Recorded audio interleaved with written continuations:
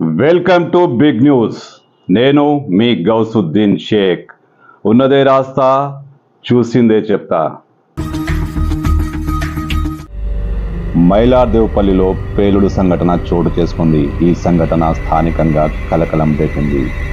Mailardevpally police station పరిధిలోని లక్ష్మీగూడ ప్రాంతంలో రాజస్థాన్ ప్రజాపతి శ్రీ శ్రీ యాదేమాత మందిరం వద్ద బ్లాస్టింగ్ కలకలం రేపింది.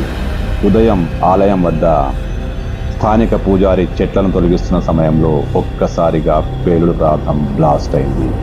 ఈ ప్రమాదంలో పూజారికి తీవ్ర గాయాలయ్యాయి. స్థానికులు అందించిన సమాచారం మేరకు రాజేంద్రనగర్ మైలార్దేవపల్లి పోలీసులు అక్కడికి చేరుకొని పరిస్థితిని సమీక్షించారు.